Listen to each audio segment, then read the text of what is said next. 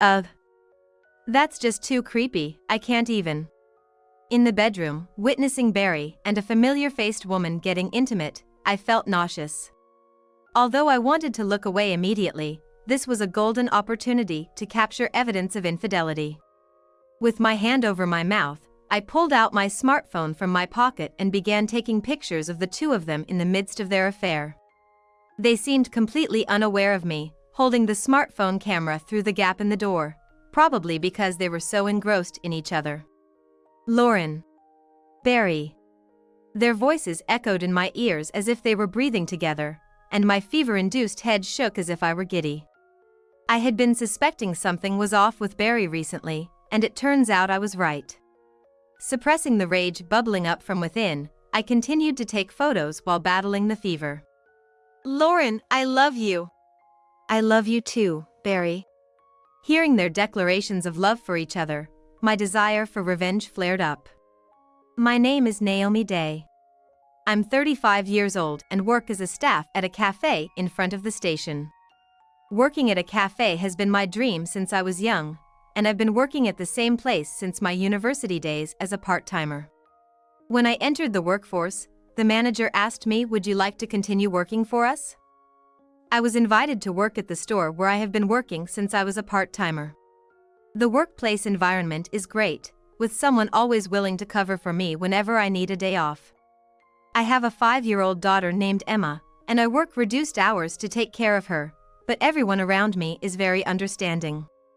It's a great environment for raising a child, and I'm very grateful for it. As I mentioned, I have a 5-year-old daughter, and I got married 6 years ago. At 29, which was considered the ideal age for marriage, I often complained about wanting to get married at the cafe where I worked. I had been in a relationship before, but we broke up a year prior. That's when the manager suggested a marriage consultation agency. I was hesitant about registering with a marriage consultation agency, but the manager said that the number of men introduced in your 20s and 30s was completely different, so I rushed to register. At 29, just barely in my 20s, I was able to find an ideal partner through the agency. That man was Barry Day, my husband. My first impression of Barry was that he was a handsome, capable older man. The first time we met, I was immediately struck by his good looks and articulate speech, imagining he must be just as competent at work. He was 5 years older than me and worked for a major electronics manufacturer. His family has a history of politicians, with his father being a city council member and his grandfather a member of parliament. He seemed perfect in every way: his appearance, his job, and his family background. I couldn't help but wonder why someone like him was at a marriage consultation agency. I liked my job, and originally, I wasn't much interested in marriage, but my dad kept nagging me about it. After being pushed about it so many times, I started to think that maybe marriage wouldn't be so bad after all. I see, that's how it was. If he liked his work, there wasn't much to be done about it. I believed his words at that time, convincing myself that he had simply not been interested in marriage despite having opportunities. After that, we smoothly went through several meetings, and his confession led us to start a serious relationship. Was it his charming nature, or what? Every restaurant we went to on dates, and even hotel receptions, the female staff would give him excessive service. He really is popular. I wondered what kind of person I had started dating. Of course, seeing his popularity made me happy. Our relationship went well, and a year later, I found out I was pregnant. It looks like we're having a baby. Since we weren't married yet, I was anxious about what he would say when I hesitantly told him, but his face immediately lit up. That's great.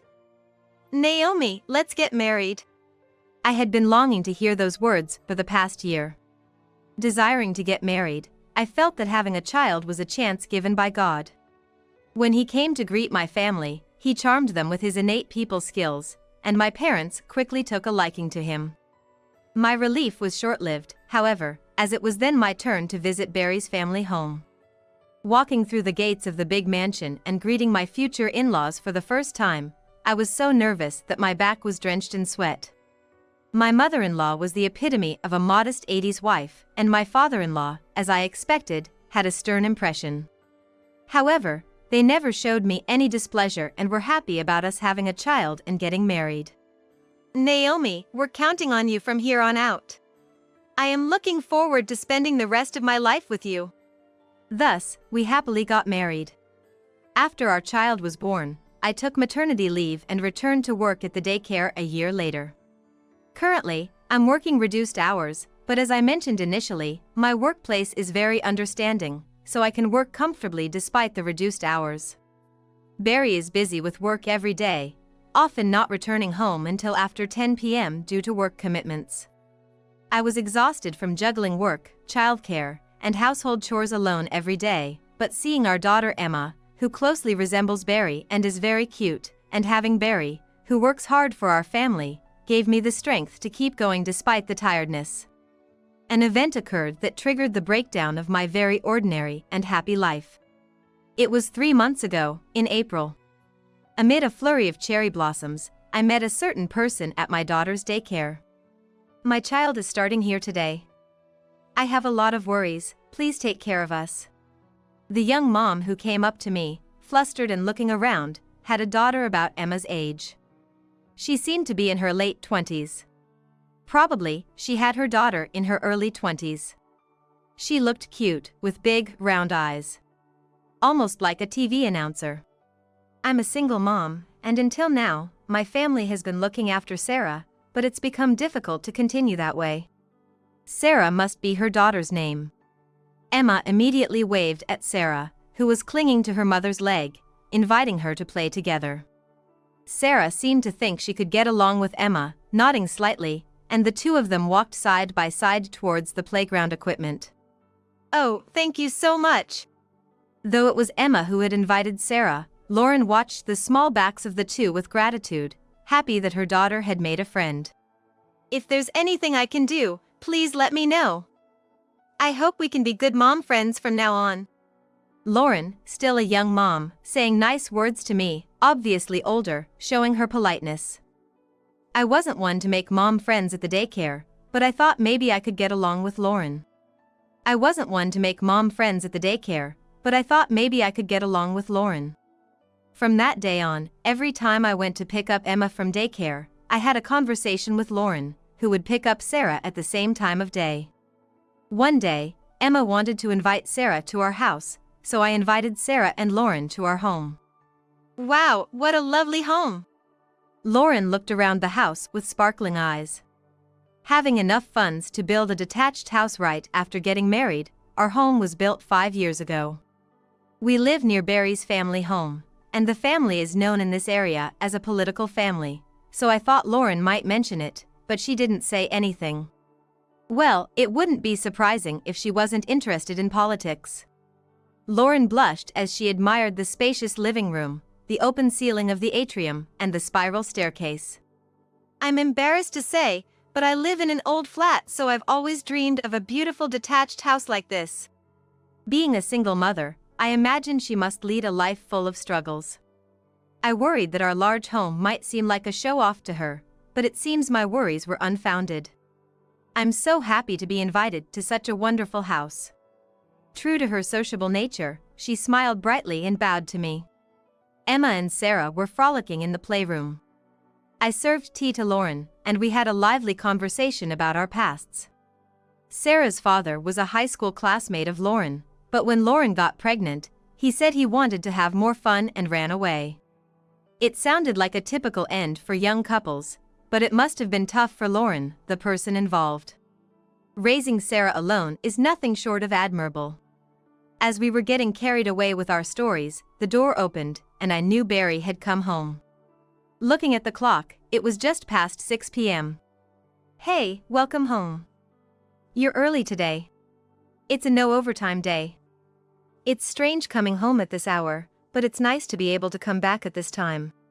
He, loosening his tie as he entered the living room, stopped in his tracks when he saw Lauren's face. Hello. I'm Lauren Williams. My daughter Sarah has been getting along well with Emma, so we came here today. Oh, hello. Emma's friend's mom, right? Please, make yourself at home," he replied with a kind face. Then the two looked at each other steadily, as if confirming something, their gaze lingering. "Lauren, is something wrong?" "No, it's just, your husband seemed so nice, I was just Lauren said, her cheeks turning red. Things between Lauren and Barry started to get strange from then on. Since coming to my house, Lauren began to make snide remarks every time we met at the daycare. "Naomi, you're so lucky to marry someone like Barry, even though you're not particularly wealthy." Well, yes." Lauren, whom I had thought to be reserved, began to speak her mind, leaving me puzzled. "And Emma's lessons, like piano and violin, you seem to be letting her learn a lot. It's all thanks to Barry, isn't it? That seems a bit unfair." Jealousy burned in her eyes. Seeing my home, she must have envied the wealthy lifestyle, assuming that we could get anything we wanted. Indeed, thanks to him, we're living a good life, but I too am working hard and taking care of the household. I hadn't expected to face such blatant jealousy, even if someone might envy us. Since then, unsure how to interact with her, I began avoiding her. After some time, when I went to pick up Emma as usual, I noticed she among a few moms chatting in front of the daycare. I intended to simply nod and pass by, but I was startled by the conversation I overheard. "Naomi's husband is handsome, and she's living off him, making Emma take all sorts of lessons. I met her husband once, and he was complaining about how she keeps demanding money from him. He was angry, saying she doesn't work or even do the housework." "Really? She's like that? People are not always what they seem." Hearing the moms whispering, I was shocked. Realizing she was spreading false rumors about me, I felt a chill. I kept my distance from her, picked up Emma, and quickly went home. "Mommy, Sarah doesn't play with me like she used to." "What?" Emma's words sent a chill through me. It had to be Lauren. Lauren must have influenced Sarah to not play with Emma anymore. Why would she do this? After being so polite and friendly with me, why did she suddenly turn against me, resorting to harassment? I hugged Emma, reassuring her repeatedly, "It's okay. I'll take care of it." However, my hopes were vain and she was not as friendly with me as she used to be. Not just that. Around the same time, Barry also started coming home late due to continuous overtime. He would come home late, reeking of alcohol and perfume. It was obvious he had been out drinking with someone. But he would dramatically complain of being too tired to eat dinner and head straight for the bath. If he had gone out for a drink, he could have told me so, but I didn't understand why he bothered to hide it. On weekends, he often said, "Oh, I had work," and left the house, leaving us to go to the park alone frequently. During this period of misunderstandings with both Barry and Lauren, I received a call from my mother-in-law. It was rare for my in-laws to call, so curious, I answered, only to hear my mother-in-law lamenting Barry's absence from their home recently. Hearing this, I was surprised. Last week he said he was going to his parents' house and left for the weekend. "Oh, is that so? He didn't come here at all. What is he up to, really?" Barry's family being involved in politics, there seemed to be many events he must attend during weekends. Previously, he would visit his family home for these events, but lately, he seems to have stopped showing up altogether, leaving his father, the politician, in a tight spot, my mother-in-law sighed. I don't like to nag too much, but if he couldn't make it, he could have at least called. That's true. My mother-in-law's point was valid. Being naturally reserved, she probably hadn't been too forceful in telling him to come home. It made sense that a simple call would suffice. I'll talk to him about it. Thank you, Naomi. I appreciate it. That night, I immediately asked him about the previous weekend. I heard you didn't go back to your parents' house last weekend. Your mother was a bit angry, and I felt his body jerked for a moment. Last weekend? Oh, some urgent work came up, and I couldn't make it back. My bad for not calling. His quick response, smoothly deflecting my sudden question, started to feel unsettling to me. Hey, you've been away from home recently. Was that really all for work? What do you mean? Well, having work every single weekend. I voiced my genuine doubts, but he seemed annoyed, scratching his head dismissively. Yeah, I've been swamped with work lately. Can we not do this today? I'm exhausted. Okay, I understand. Unable to press further, I had no choice but to take his word for it. For about a month, our lives continued to pass each other by. And of course, the awkwardness with Lauren remained at the daycare. I decided to keep my distance from the other moms, enduring until Emma's graduation. Then one day, I woke up feeling unwell. I had a shift at the cafe that morning and couldn't afford to call in sick for a minor cold, so I took some medicine and went to work. However, as the day went on, my condition worsened, and even without a thermometer, it was clear I had a high fever. Are you okay, Naomi? If you're feeling sick, we can manage.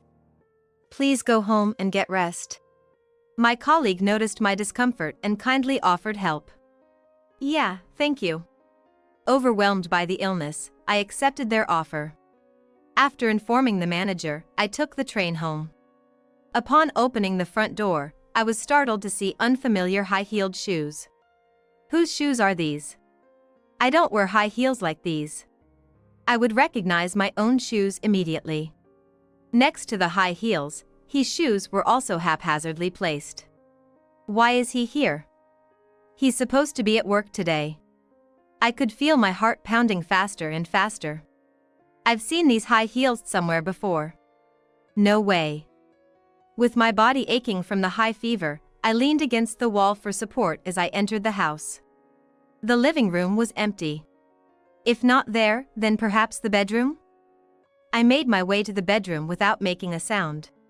Then, I heard the sound of male and female breaths from the bedroom, causing my heart to leap. What? As I cautiously looked at the bedroom door, I noticed it was slightly ajar.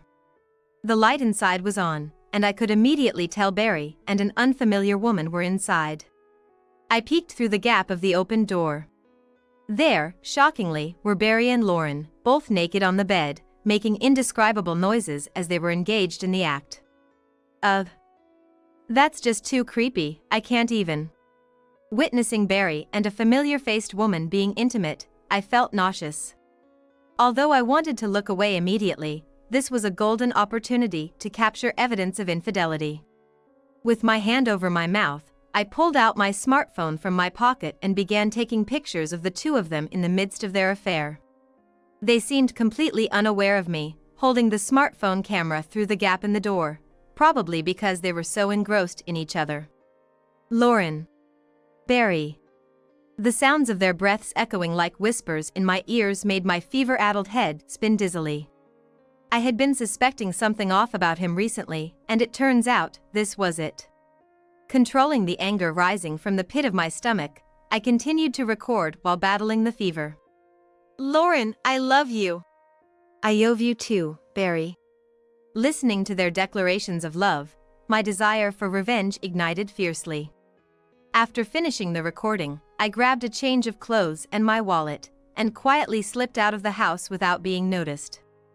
I then headed to a close housewife friend's place to take refuge. When I explained that I needed a place to rest until evening due to some circumstances, my friend sensed something was amiss and kindly let me into her home. I rested at my friend's house until the end of the work shift I had originally planned for today. In the evening, timing my return home. It seemed Lauren had already left, and he was nonchalantly saying, "I got off work early today," with a proud look on his face. Watching his feigned ignorance, a mix of anger and laughter welled up inside me, but with the fever still high, I couldn't respond and simply headed to bed. For the next few days, I remained at home recuperating from the fever. After 4 days, my fever finally subsided, but I was advised to take one more day off from work just to be safe. The holiday week began, a time when everyone seems to be in high spirits. He said he was going to work as usual and left. But I knew the truth. He wasn't going to work today. In fact, yesterday, while he was in the bath, I secretly checked his smartphone and discovered he had arranged to meet Lauren at a hotel today. I had found out that Lauren had exchanged contact information with him during her visit to our house, behind my back. The thought of them secretly meeting up without me knowing made me feel nauseous, even though my fever had subsided. He pretending as if nothing happened and feigning concern for my health seemed so insincere that my love for him had completely cooled. While leisurely doing housework and watching TV, my phone rang. It was from my mother-in-law. When I answered, she said, "We're just gathered with relatives at our house right now. It's the holiday week, so you'll be coming back soon, right?" "That's right. I was supposed to visit my in-laws every holiday week and Christmas week. But given Barry's recent behavior, my mother-in-law was probably unsure whether he would come back. I wanted to simply say, I'll return with him, but this time I couldn't do that. I wasn't thick-skinned enough to show up at my cheating husband's family home as if nothing had happened. I'm sorry. I'd like to come back, but there's something I need you to see first." "Something you want me to see? What is it?" I hung up the call, then sent the video of them that I had recorded to my mother-in-law's contact, and also to the group contact of his family relatives. What is this? When I called my mother-in-law back, her voice was filled with outrage. From the background, I could hear relatives exclaiming, "What? This is Barry with a younger woman." I know it was a shock. The supposedly perfect Barry was caught cheating with a woman 10 years his junior. I recorded this 5 days ago. The woman is a mom from Emma's daycare, who initially was friendly with me. But after she met Barry once, she turned cold towards me, as if flipping a hand. He has been the same. Every weekend, he said he was going to work or to his parents' house, but he was actually meeting her. What the? As my mother-in-law began to grasp the situation, her emotions shifted from shock to outright anger. "Actually, today Barry is at the hotel with that woman. I'm heading there now, so I'm sorry, but it seems I won't be able to come home this time." I explained over the phone while preparing to confront them at the hotel. Ironically, the hotel was near the cafe where I worked. Not a fancy hotel, but a standard tourist hotel, which added insult to injury. It was unbelievable they were sneaking around in such a place. When I arrived at the hotel, to my surprise, my parents-in-law were also at the hotel. Only to find my in-laws had also come, understandably unable to stay silent after hearing what had happened. "Naomi! Is that video real?" "Yes, it is real. When I came home early due to a fever, I found Barry and that woman, Lauren, in our house since the afternoon." My revelation caused my father-in-law's face to harden. His fists clenched as though on the verge of exploding. Just then, they appeared. "What? Mom and Dad? And Naomi too? Naomi and your parents?" Their eyes widened in shock, but we were the ones with grievances. "Today, we saw a video of you with that woman. You're having an affair, aren't you? Naomi has known for some time." My father-in-law diplomatically referred to the explicit content simply as a video, but it was clear they realized they had been caught in a compromising act. "What?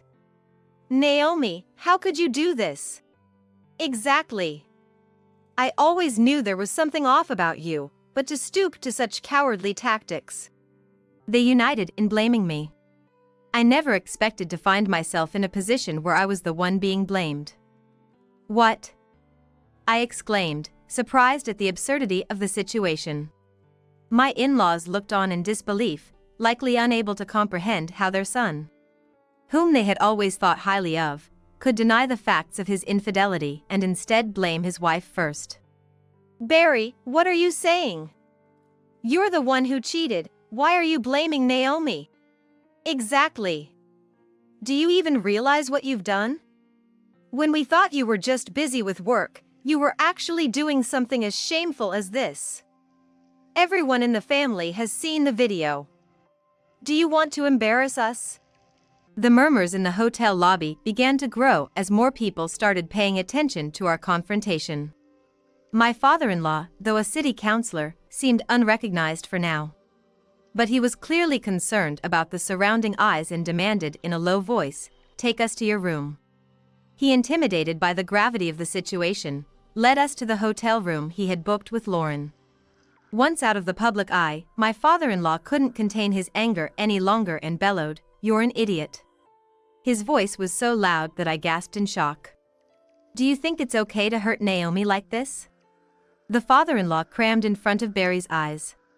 The sheer force of his spirit distorted Barry's well-toned face. "You are a disgrace to the family. Get out of our house." His father grabbed him by the scruff of the neck and shouted loudly. A sound that likely echoed into neighboring rooms. It wasn't my fault.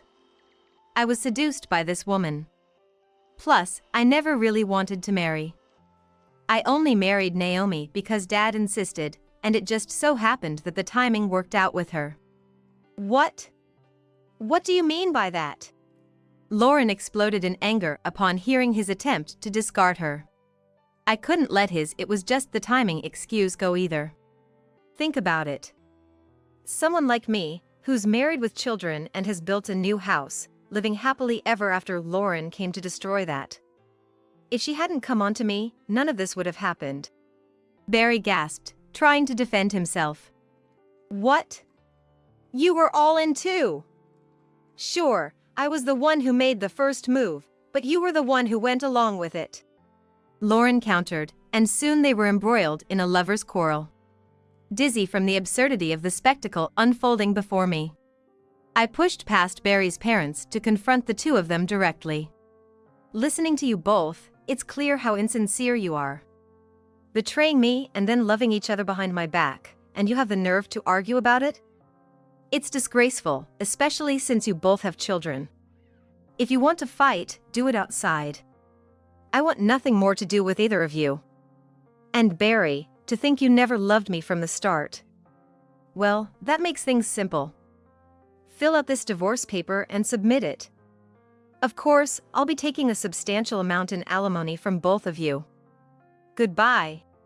I thrust the divorce papers I had hidden in my bag under Barry's nose, leaving him and Lauren stunned as I left the hotel room. Ignoring Barry's pleas from behind, I hurried home.